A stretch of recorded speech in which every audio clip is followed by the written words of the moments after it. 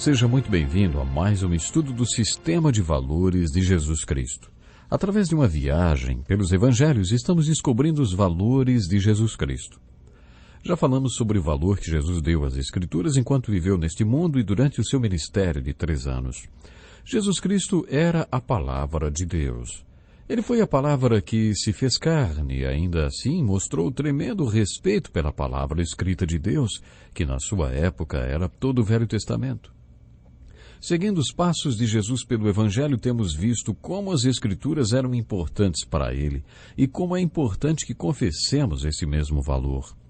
Hoje existe uma forte corrente de pensamento considerada por muitos espiritualmente iluminada, que não crê na Palavra de Deus como autoridade de fé e prática, nem como a palavra absoluta do Deus absoluto. De acordo com esses iluminados, a Palavra de Deus não deve ser o padrão de vida do homem de hoje. Esse antagonismo que tem aumentado surgiu há 2 séculos e, de acordo com ele, não foi Moisés quem escreveu os 5 primeiros livros da Bíblia. É claro que, como consequência disso, Jesus seria uma pessoa mal informada ou ignorante a respeito das Escrituras. Além de se referir diversas vezes ao Velho Testamento com a pergunta: "Vocês nunca leram esta passagem das Escrituras?" Uma vez Jesus também perguntou: "Quanto à ressurreição dos mortos, vocês não leram no livro de Moisés, no relato da sarça, como Deus lhe disse: 'Eu sou o Deus de Abraão, o Deus de Isaque, o Deus de Jacó'?" O próprio Jesus citou todo o texto das Escrituras indicando que foi Moisés quem escreveu o livro do Êxodo. Mas os iluminados ridicularizam esta ideia e dizem que não foi Moisés quem escreveu o livro de Êxodo. Esta é uma opção que você terá de fazer. Você vai concordar com esses estudiosos modernos que dizem que é impossível viver de acordo com os padrões de Jesus Cristo? Se Jesus disse que Moisés escreveu o livro de Êxodo, isso basta para mim. Eu creio que ele disse isso, e eu creio que é exatamente como ele disse. De acordo com Jesus, foi Moisés quem escreveu Gênesis, Êxodo, Levítico, Números e Deuteronômio.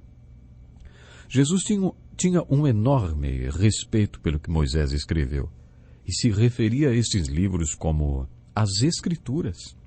Jesus disse várias vezes: "Está escrito, está escrito, está escrito." Enquanto Jesus estava neste mundo, perguntou várias vezes, principalmente aos teólogos e estudiosos do seu tempo: "Ei, vocês nunca leram esta passagem das Escrituras?" De acordo com Jesus, a autoridade máxima da fé e prática na nossa vida é Deus ou é o próprio homem. Para ele era Deus. A autoridade e regra máxima de fé e prática que Jesus tinha era a palavra revelada de Deus, não a própria razão ou racionalismo, como o é para tantos homens. Um dos ensinos mais importantes de Jesus sobre as Escrituras, talvez o mais conhecido, é chamado de a parábola do semeador. Neste texto, vemos o valor que Jesus deu ao seu próprio ensino. Jesus falou sobre algo mais amplo que o seu próprio ensino.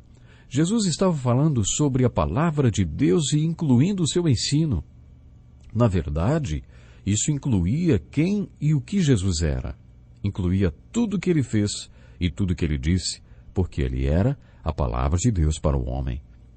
A palavra mais importante que Deus pronunciou para o homem foi Jesus Cristo.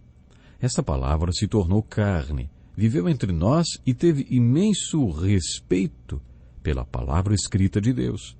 Nesta parábola do semeador, além de mostrar o valor que deu às Escrituras, Jesus também mostrou como é importante que confessemos este mesmo valor.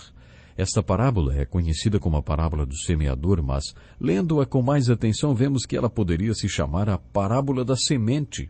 A palavra-chave nessa história, na verdade, não é o semeador, mas a semente que o semeador está semeando. Esta semente é a palavra de Deus. Ao estudar essa parábola mais detalhadamente, percebemos que o seu assunto principal são os diferentes tipos de solo.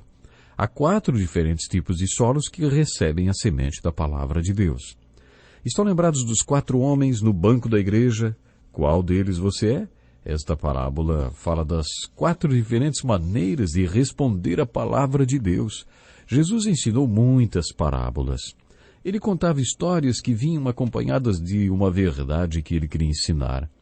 Jesus foi um mestre das parábolas. A parábola do semeador baseia-se numa atividade do cotidiano daqueles dias, o fazendeiro semeando a terra. Ainda hoje, se formos à Terra Santa, podemos ver esta figura, um homem carregando nos braços alguma coisa, andando para cima e para baixo nas fileiras dos campos, enchendo as mãos com sementes e jogando-as por onde passa. Ainda é possível ver a figura do semeador espalhando as sementes lá nos montes, exatamente como Jesus contou nessa história. Jesus contou que o semeador saiu a semear. Enquanto lançava a semente, parte dela caiu à beira do caminho. Beira do caminho ainda não é exatamente o campo de plantio do fazendeiro, e esse lugar é pisado por todos que passam. É claro que se o solo semeado for pisado, a terra é amassada e impede a penetração da semente no solo. Os pássaros então vêm e comem a semente. E ela não chega a produzir nada. Quando Jesus explicou o significado desta parábola, ele disse: quando alguém ouve a mensagem do reino e não a entende, o maligno vem e lhe arranca o que foi semeado à beira do caminho. Estas pessoas ouvem a palavra de Deus, mas a palavra não penetra em seus entendimentos. Antes de internalizarem o que ouviram, o inimigo vem e lhes arranca a palavra ou a semente. O segundo tipo de solo a receber a semente da palavra de Deus é um solo rochoso. A terra é boa na superfície, solta e pronta para receber a semente, mas logo abaixo o terreno é rochoso, uma camada rochosa, compacta ou toda pedregosa. As rochas impedem a semente de desenvolver raízes no solo e, por isso, ela também não frutifica. Ao interpretar esta parábola, Jesus disse: quanto ao que foi semeado em terreno pedregoso, este é aquele que ouve a palavra e logo recebe com alegria. Todavia, visto que não tem raiz em si mesmo, permanece pouco tempo. Estas são as pessoas que ouvem a palavra de Deus. A palavra entra em suas mentes, mas não nos seus corações. O terceiro tipo de solo é bom, tanto na superfície como em sua parte mais profunda.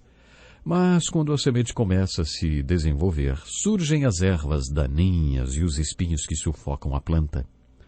Ao dar a interpretação desta parábola, Jesus falou sobre os cuidados desse mundo e sobre o engano das riquezas e prazeres.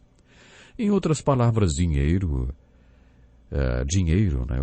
é um problema muito sério.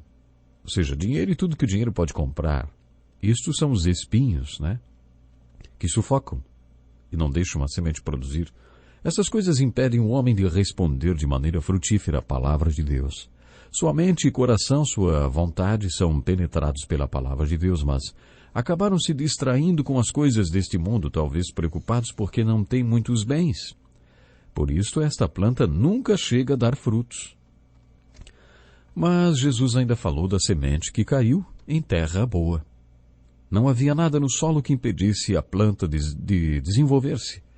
Segundo Jesus, este é aquele que ouve a palavra e a entende, e dá uma colheita de 100, 60 e 30 por 1. Essa pessoa é aquela que ouve a palavra de Deus, permanece nela e dá frutos. A palavra de Deus penetra no seu entendimento, no centro da sua vontade, e nada desvia sua atenção da palavra de Deus.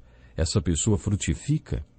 Nesta parábola, Jesus mais uma vez deu tremendo valor à palavra de Deus. A palavra de Deus é o que nos faz sermos frutíferos quando lhe respondemos apropriadamente. O enfoque desse texto está essencialmente em como confessamos ou não o valor que Jesus deu às Escrituras. Qual é o valor que você dá às Escrituras? Você mostra o valor que dá às Escrituras quando permite que ela penetre no seu entendimento, no centro da sua vontade, no seu coração. E não quando confessa da boca para fora. Nada deve impedi-lo de aplicar, internalizar e viver a palavra de Deus como autoridade e regra de fé e prática. Vocês não acham esta parábola muito profunda?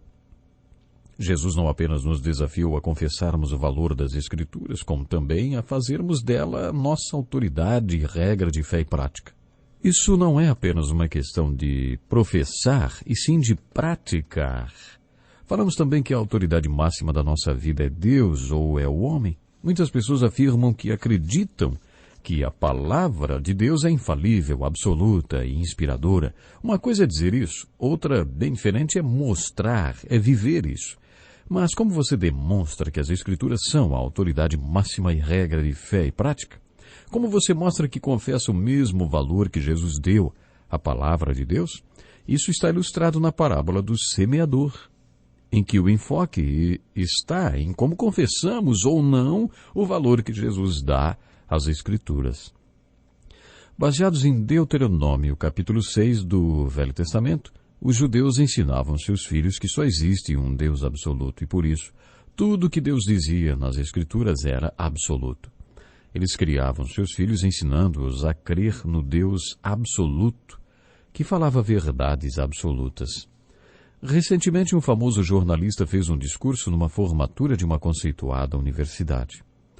No meio do seu discurso, ele disse ao público universitário, muitos deles com um estilo de vida fora dos padrões de moral tradicionais, ele disse: Moisés não desceu do Monte Sinai com 10 sugestões de vida, mas com 10 mandamentos.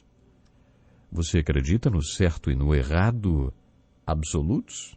Você acredita numa moral absoluta? É desta forma, ao meu ver, que confessamos o valor que Jesus deu às Escrituras. Você mostra que confessa o valor que Jesus deu às Escrituras quando faz da palavra de Deus a autoridade e regra sobre o modo como você vive e sobre o que você crê. Portanto, é muito sério essa questão de se valorizar a palavra de Deus, de viver a palavra de Deus. Você vive a palavra de Deus? A minha oração, agora que já estamos caminhando para o final deste programa, é: Deus, faça com que nossos ouvintes possam, de verdade, viver a Tua palavra em cada momento, porque assim a vitória será profunda, a vitória será especial.